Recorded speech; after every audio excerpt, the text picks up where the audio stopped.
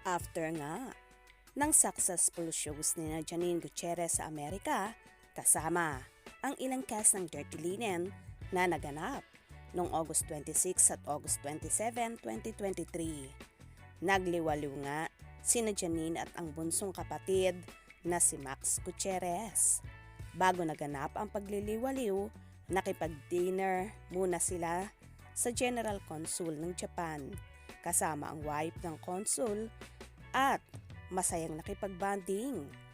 Ganito nga, ka-in-demand si Janine at ang Dirty Linen kaya naman kahit ibang lahi ay gustong-gusto siyang makita at makasama.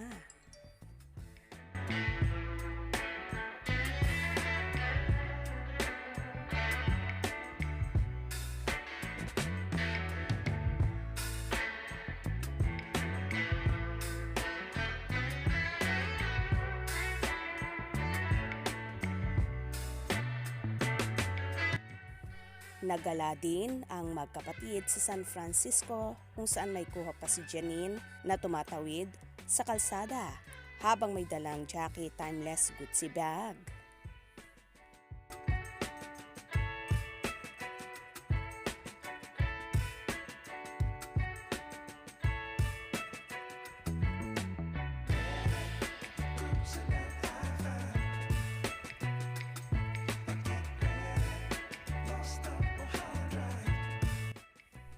Talaga namang sinulit ng magkapatid ang pagliliwaliw sa tate kung saan nanood pa sila ng concert ni Beyonce at nagposte pa si Janine sa kanyang Instagram ng video at may caption na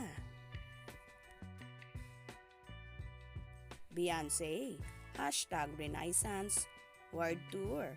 Shoutout to my at Samsung PH, #Galaxy S23 for being the best concert phone ever and for making our last minute sis look so much closer.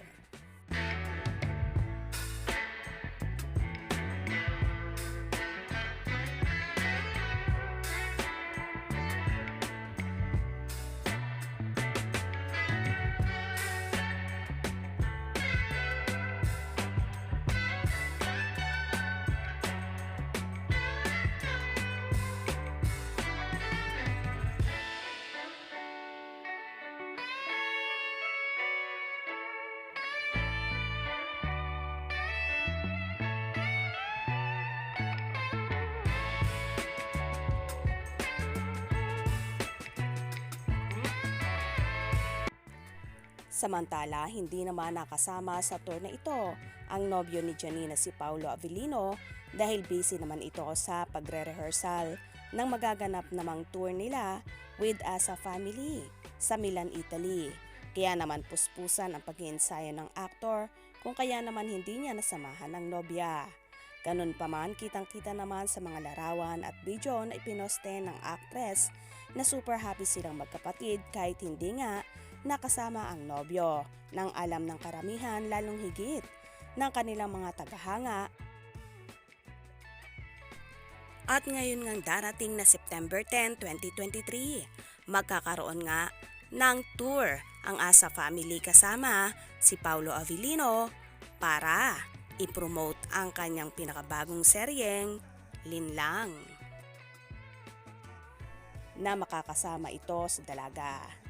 Anyway, wait na lang natin ang ABS-CBN ball at sana nga sina Janine at Paolo ang magka-partner sa pagrampa dahil first time a-attend ni Janine sa glamorosong event na ito sa Kapamilya Network. At nung lumipat nga siya sa bakura ng ABS-CBN ay palaging si Paolo rin ang naging first niya na makasama sa mga teleserye at iba pa niyang proyekto. Kaya sana sila ang magkasama sa special na okasyon na ito para mas masaya.